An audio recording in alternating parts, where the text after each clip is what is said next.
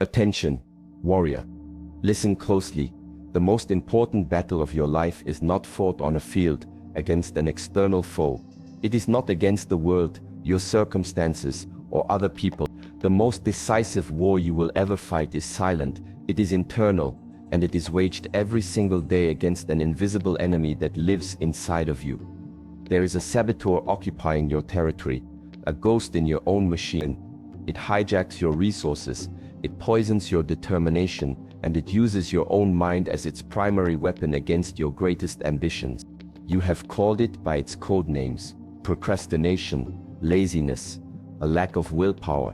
These are battlefield designations, designed to confuse you, to make you believe the fault lies with the soldier.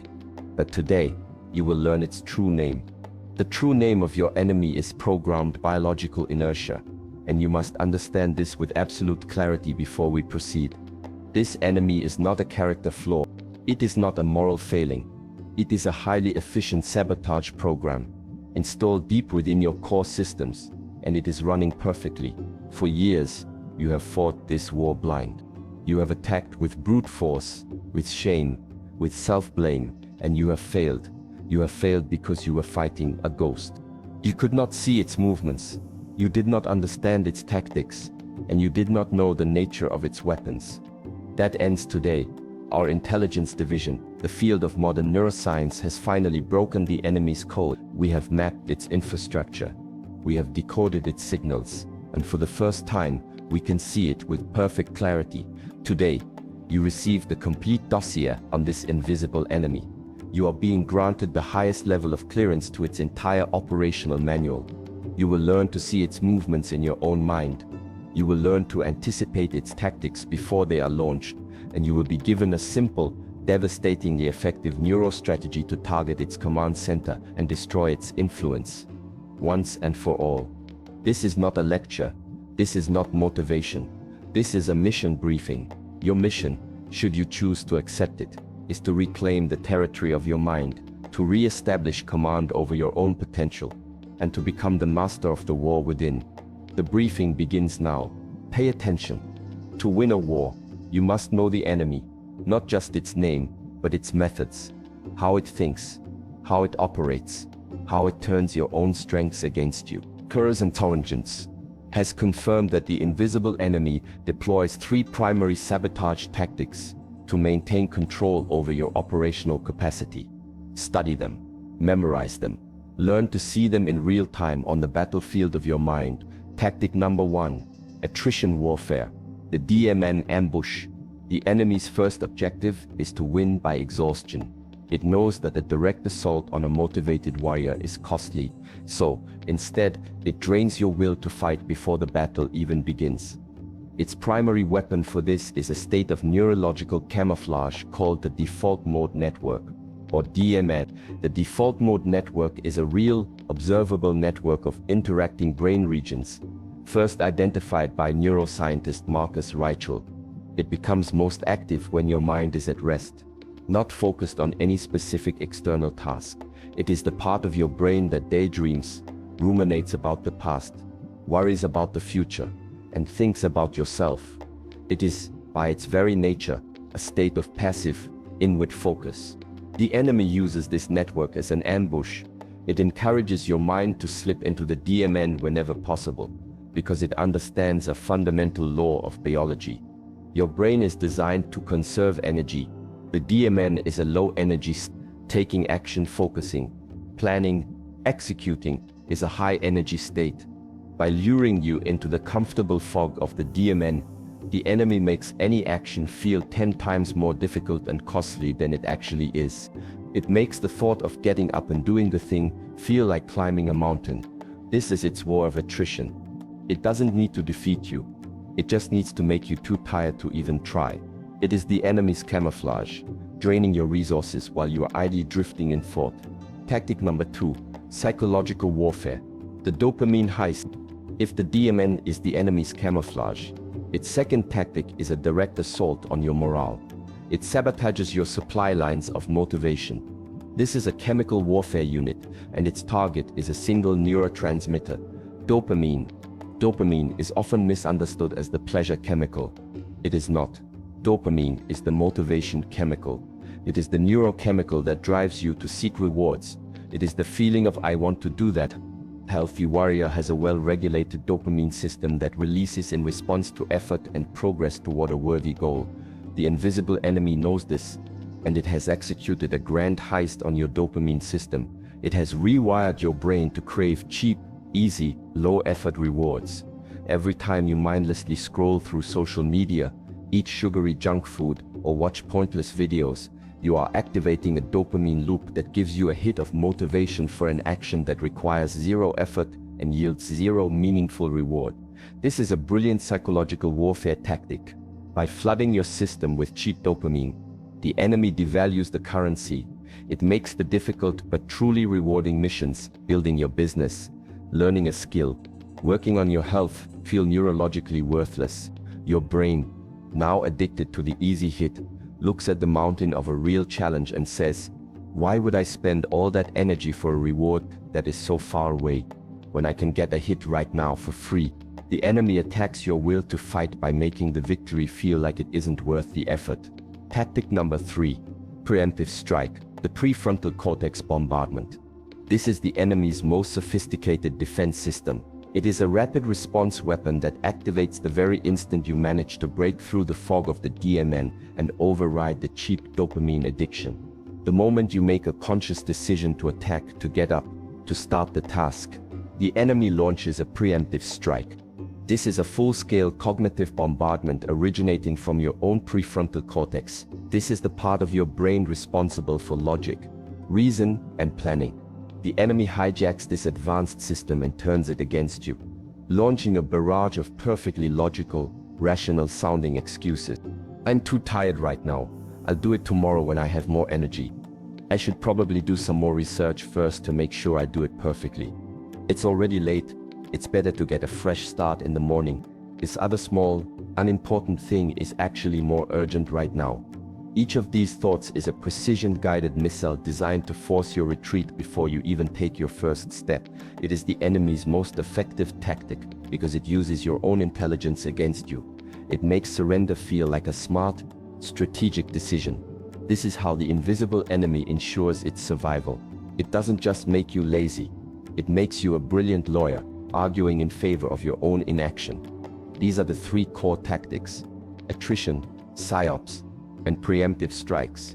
See them, know them, and prepare to counter them, because our next briefing will detail the plan of attack. You now possess the complete intelligence dossier on the invisible enemy. You know its tactics: attrition warfare to drain your energy, psychological warfare to sabotage your motivation, and a preemptive strike to neutralize your intent with a bombardment of rational-sounding excuses. Knowledge is the first step, but knowledge without action is intelligence wasted. A warrior does not win by studying the enemy. A warrior wins by attacking. Our counteroffensive is not a long, drawn-out campaign. We will not engage the enemy in a battle of attrition. That is its territory. We will not argue with its psychological warfare. That is its strength. Instead, we will use a special forces tactic, a precision strike designed to be executed with speed and surprise, that bypasses the enemy's primary defense systems and strikes at its core.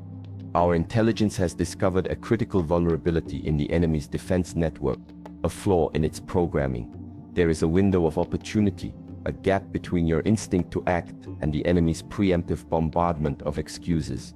Neuroscience research, but particularly the work of neuroscientist Antonio Damasio on the role of emotion in decision-making, suggests that our initial impulses to act on our goals are incredibly fast. The rationalizing part of the brain, the prefrontal cortex, is slower. That gap is your window. Our intelligence estimates this window to be approximately 5 seconds. Within that 5-second window, your warrior instinct is online and in command. After 5 seconds, the enemy's bombardment begins, and the signal is lost in the noise of your own logic. Our entire strategy is to launch our assault inside that window. The tactic is called the 5-second precision strike. It is a 2-phase assault. Memorize the sequence. Drill it until it becomes muscle memory. Phase 1. The cognitive jammer. The 5-4-3-2-1 countdown. The first phase is to neutralize the enemy's command and control center. As you learned, the prefrontal cortex is the source of the excuse bombardment. To launch our strike, we must first silence its communications. The countdown, 5, 4, 3, 2, 1 is not a motivational cheer. You are not psyching yourself up. You must understand this. The countdown is a cognitive jammer.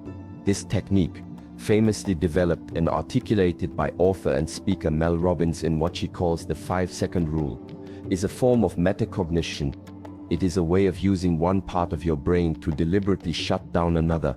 The act of counting backward out loud, or even just in your head, requires focus. It is a simple, linear, and logical task that occupies the exact neural circuits that the enemy needs to formulate its complex, rational-sounding excuses. You are intentionally jamming the enemy's radio frequency with meaningless static. As you count down from 5, you are systematically starving the prefrontal cortex of the focus it needs to launch its attack. You are silencing the airwaves. Phase 2. The physical breach, the movement on 1. The cognitive jammer creates the opening. Phase 2 is the breach itself. This is the moment you smash through the gate. On the count of 1, you execute a physical movement. This is not a symbolic gesture. This is a neurological command. The movement can be tiny.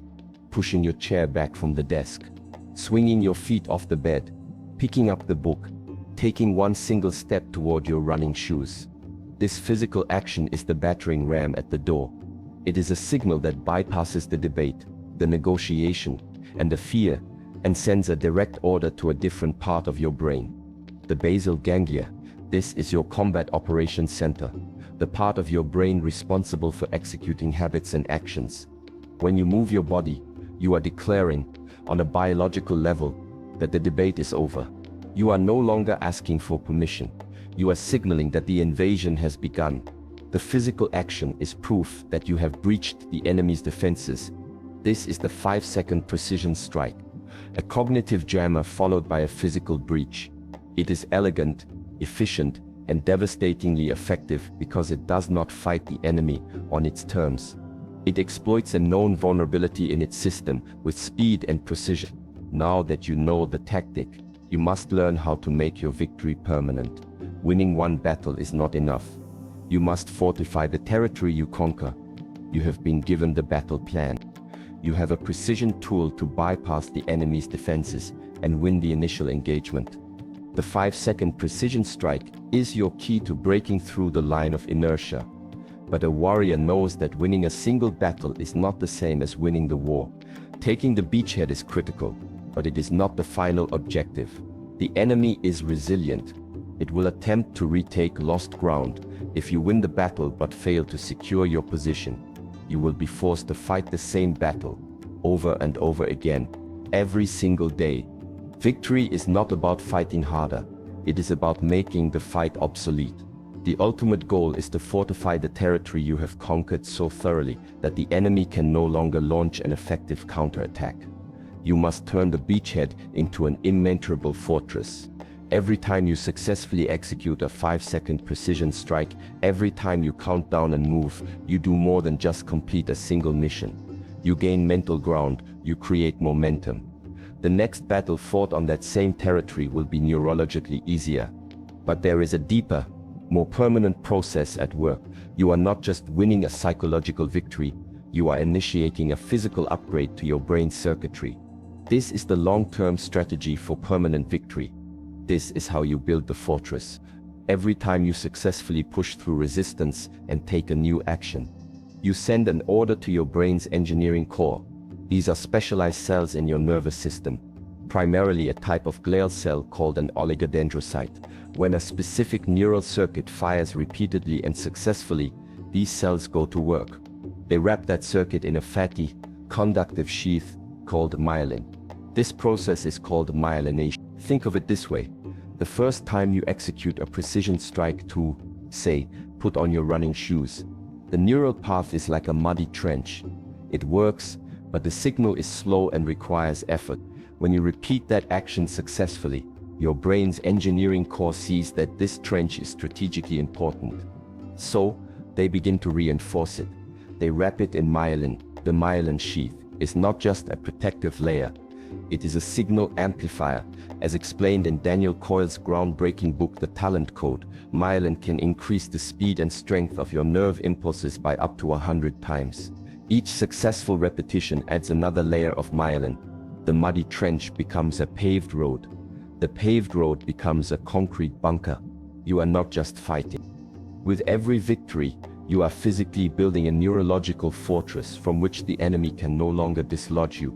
This is the most profound secret of discipline. Discipline is not a feeling. It is not an abstract trait of character. Discipline is the biological result of building better infrastructure. A disciplined person is not someone who is better at fighting their internal resistance. A disciplined person is someone who has myelinated the circuits of their desired actions so thoroughly that the resistance has become irrelevant. Their good habits are now the superhighways, and procrastination has become the slow, difficult, muddy path. You are not just a soldier in this war. You are the chief engineer. Every time you use the 5-4-3-2-1 move tactic, you are casting a vote for a new reality. You are flagging a specific neural circuit for upgrade. You are telling your brain, this is important. Make this faster. Make this automatic. This is how you fortify the territory. You make the choice to act so neurologically fast and efficient that the enemy's bombardment of excuses arrives too late. The battle is already over before the first shot is even fired. This is the path to permanent victory. The briefing is complete. The dossier is in your hands. The enemy is no longer invisible. The battle plan has been taught. You have the 5-second precision strike. The long-term strategy is now clear. You are the engineer of your own mind. The power and the choice are now yours. So, the next time you feel it, that familiar pull of inertia, that whisper of later, the silent negotiation in your mind before a worthy challenge, I want you to pause.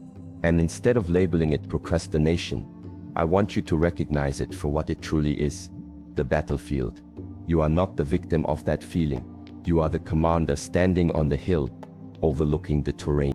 The energy of hesitation is not your weakness.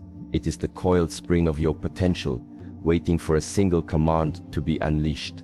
You were never designed to live in a truce with mediocrity. You were built, from the neuron up, to be the decisive force in your own life.